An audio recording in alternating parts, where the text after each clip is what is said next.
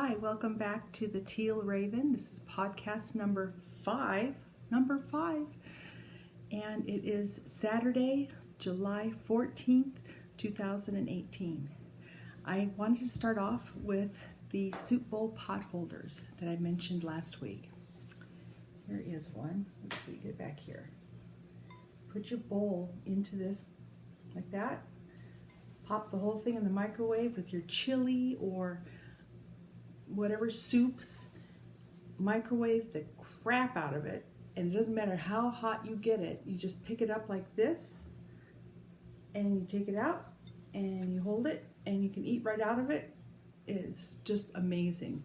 They are so useful, and they're great for the elderly. They are really great for college kids. They just love them, and we use them every day in our house. The one I'm using here, it's kind of a mess on the inside.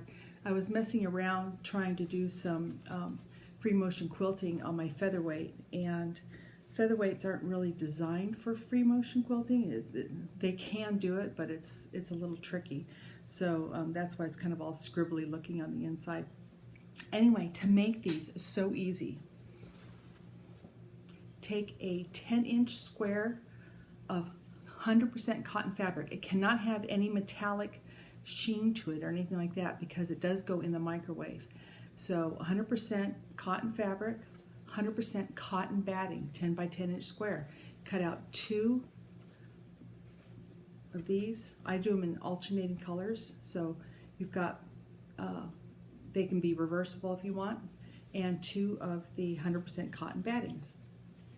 Then you stitch the batting to the cotton fabric in a big X. Really simple. The next step is you put darts in on all 4 corners. And to put the dart in, you just fold it in half so you know where the center is. And then you measure 1 inch in, 2 inches down, put a diagonal dart in. Do it on all 4 sides. So it's going to look like this when it gets done. And it starts curving into the bowl shape. So you do that with both pieces. Then you put right sides together, stitch around 3 3/4 of the sides, leave a little gap, turn the whole thing right side out so that it's doing this now, and then just tuck in that little corner that is not stitched and top stitch all the way around the top. So you get a top stitch like this going all the way around the top of the piece. You can use contrasting thread, you can use the same color thread, whatever you want.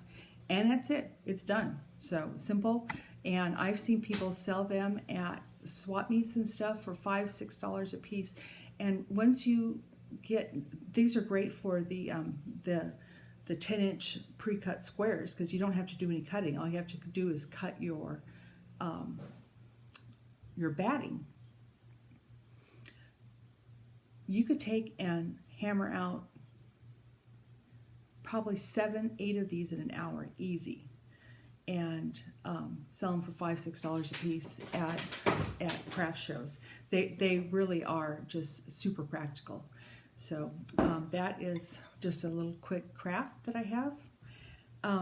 Next, things I know to be true.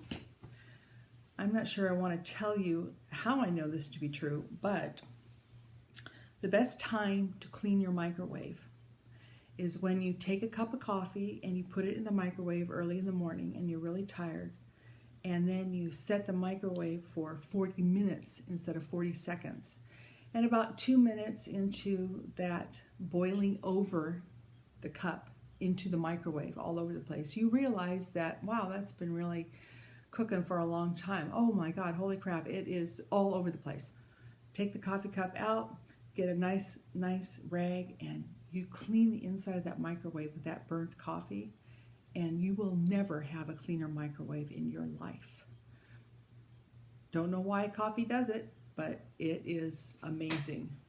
So not that that's ever happened to me, but I hear it's a really good idea.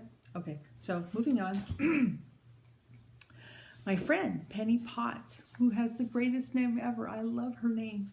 She went down to Cambria in down towards the Morro Bay area in California, and she brought me this. Look at, isn't this amazing? It's called Mrs. Crosby Loves to Play, and that's I guess that's the base. Mrs. Crosby Loves to Play. This is called Cambria Cool, and it's the color for the shop. That the shop is called. Let me just get this real quick, and I'll show you. The Old Ball and Skein. Isn't that funny? I just love that. And this color, she knows I love teal and teals and browns. And this is a beautiful worsted weight. I don't even know what I'm going to make with it yet. I just want to hold it and squish it. It's so lovely. Thank you, thank you, thank you, Penny. It was so thoughtful of you to do that. My next yarn to show you is from Ancient Arts. I ordered these so long ago, and it took forever to get them. I don't know what was going on. Usually Ancient Arts, they send stuff out right away, but these took like 4 weeks to even get in the mail to me. And I was really kind of anxious to get them, but they did finally arrive here. This first one is on the sock NATO base, which is a 80% superwash fine merino and 20% nylon. It's a fingering weight, and it's called To Boldly Go. So beautiful. Let's see, it's blowing out a little bit. There we go. And I don't know if you've ever noticed, but on other podcasts, a lot of times the people will take and hold these like this, which kind of give you a better idea how it's going to blend together and stuff. But whenever you get a yarn like this, always take and pull it apart to make sure that these dyes go all the way through, because sometimes they don't.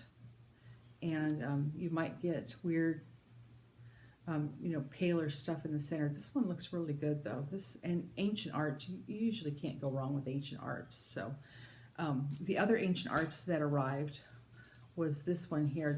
I haven't ever tried this base before. This is called the Little Nettle Soft, and it's 68% superwash fine merino and 38% nettle, which I don't even know what nettle is. I thought it was a plant. So maybe that's what it is. Anyway, it's a fingering weight, so it's a weight I love. And it's called A Rolling Stone Gathers No Moss. So this is, you can see the greens in here. There are green. It's actually showing up more brown on the camera than it is in real life. In real life, it's got much more of this green tint to it. So these are going to be socks for John, definitely. Haven't decided yet what to do with these. These would be too brightly colored for John for socks, but I don't know. This, I was kind of hoping to get this in time for the 4th of July, but that didn't happen. So I might hang on to this and just see what it says later on, as far as, because yarns, they speak to you and they say what they want to be, and I'm not sure what this one wants to be yet. It is a fingering weight yarn though, so that's the kind of yarn I mostly use. The last fun thing that I got in the mail was the next mystery yarn from Hugh Loco and the Grocery Girls. It's the Knit Two Together Sock Club. And this one's called Popsicles and Ponytails. So this would be a ponytail down here. Beautiful. Oh my God, so beautiful. These come and you don't know what they are because they're a mystery. And you open up the bag and you just die. I mean, immediately, because they're so beautiful. Look at this teal down at the bottom. Love teal. And it also came with this, which is the Grocery Girls. This is their little shopping cart logo with the balls of yarn in it, and they've got the knit markers, or knit markers, size. You can size your needles in these little holes. This is, it's kind of small for doing a gauge and stuff, but it's a really cute idea. Super adorable. Excuse me. Super adorable little piece of wood. So it's just going to take and sit in one of my bags, and I actually use this needle marker. I've already used it once, so it's very, very convenient. Excuse me. Oh. All right, my finished objects. Excuse me. There we go. I actually have two finished objects. First is the socks. I finished them finally. These are the District 9 or District 12 from Ancient Arts. No.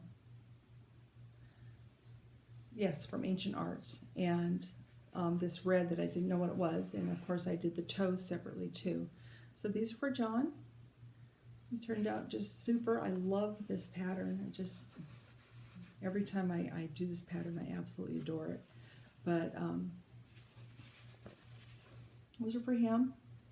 Finished those last week. I did finish a couple things. I'm really excited about the amount of knitting I did. And then this is my hat I made. This is for myself. This colorway is called Breakfast at Tiffany's. It's Lolo did its base is called Low Biggity, and I got this pom-pom for $4 on Etsy from Fabu Knits. It's their let's see, bright aqua faux fur for $4. So it just ties right in. I needed a hat for Yuba City, even though it's 104 degrees out today. It does get chilly in the winter here, and I needed a small hat to wear, and this is my own pattern. I just make these hats with them. I start them up this way, and then I add the yarn down going down this way. Of course, can't go wrong with my teals. I love teal, and this is super soft, really nice fabric. It's one of these yarns that goes thick and then it goes thin, so it's all these different widths when you knit along. It's just really fun. It's super fast knit. Oh my God, so fast. All right, what have I got going on in my unfinished objects? Let's see. Oh, this is the brioche I've been practicing on. Remember I told you last week about brioche. It's a kind of a double knit type fabric, and I can't tell. It's got this extra like ribbing in here. You take it and you knit one direction, slide it back on the needle, and knit it the same direction again, and then you purl the two other sides, and it makes this really thick, stretchy fabric with vertical lines, which is kind of brioche's claim to fame, is the vertical lines. Most of your knitting, of course, you're knitting this way, so you've got horizontal lines going. And if you want to get vertical lines in some neat ribs and stuff, you use brioche like this. So this is just my practice swatch. Before I do a brioche shawl, which is going to be a real labor of love, I needed to practice and practice and practice so that this becomes second nature to me, because a stitch is different than a knit stitch. But I have been working on that. Next thing I've been working on is Stray Cat socks from Australia. Love their stuff. I don't have the label anymore on the inside. Oh shoot, I don't remember what this is called. I think it's called, I can't remember. I'll figure out what it's called. See if I can get it in there. It's this pale pink and this cream color in stripes, and it's knitting up. You just barely see that pink. So feminine, so pretty. I wish I could remember the name of this. Oh, it's called Evie. Okay, so yeah, I would never have guessed that, but it's on the box. And when you get Stray Cat yarns, what you do is you can order them with just the balls like this, but it's a lot more fun to order them in these little stray cat boxes because they come inside the box and they close up. The little kitty is sticking out of the top of the box, and it's just kind of fun. It's a great way to send a present to somebody. You can see the little yarn sticking through the hole and stuff. These are classic boxes. They've been around forever, and they're so much fun to receive as a present. That is part cashmere, part silk, and part merino, and it is just luscious. The next thing I'm going to show you, it's in my new bag. I just, not even an hour ago, went to a farmer's market and bought a 31 bag. Beautiful, because I am beautiful. And it is so neat. Let me push this back a little bit. You can see it opens up in the center. I've got my wallet in there, and it's got pockets for different things. Then it opens up on either side and has a big space for yarn on either side, one on each side. And I'm doing a 3-ball project right now. I'm so proud of this. Oh my God. This is the Joji Locatelli shawl that I started. It's called Echoes of Color. I talked about the beginning of it last week. This is how far I've gotten, and all these little dooley bobber things at the bottom. They'll be pressed out flat and straight when it gets done. But look at those colors. Oh my! That Folsom and that Heisenberg blue. Oh, it's so beautiful. I'm so proud of this. It's a labor of love, but it is just turning out beautifully. And pattern, super simple to read. Oh my God, it's simple. So that is living in my new 31 bag. And then finally, I want to show you a book I am reading. It is amazing. If you loved the Little House on the Prairie books, and who doesn't, they're absolute classics. This Caroline, Little House Revisited, is the story of Caroline Ingalls and her trek across the plains to Kansas in the wagon. And it's all told from her point of view. It's absolutely amazing.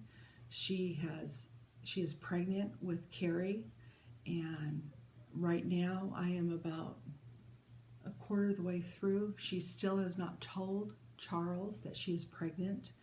She doesn't want to keep him from moving the family out to Kansas. So that's where we're at in the story. Beautifully written, as beautiful as, oh my gosh, I'm still dealing with this bronchitis and pneumonia that I have. As beautifully written as the Little House books. This is more of an adult book than a children's book, I think, although you certainly could read it to children. I would wait until they were probably, I would have given this to my 11-year-old daughter to read. If this was out when she was 11, it would have been perfect for that. But totally recommend it. It's just, I can't say the words. I wish I could, but yeah, and it's on Audible. So if you want something to listen to while you're knitting, I would suggest that. It's a good read. So that's it for me today. I went through quite a few things in a relatively short amount of time. I'm getting quicker at these podcasts, so I don't have anybody to bounce my ideas off of and stuff, and to chat with. I would love that. I would love to have a knitting buddy that I could talk to and chat with on these podcasts. But I am glad that you are here and you've taken the 20 minutes to listen to me natter on. If you like what you've seen, please subscribe, and you will get email when whenever I put up one of these podcasts. And also give me a thumbs up like if you like it. Give me a thumbs down if you don't, and I'll ignore it because I love doing these. So thanks again, and we will talk to you later. Bye.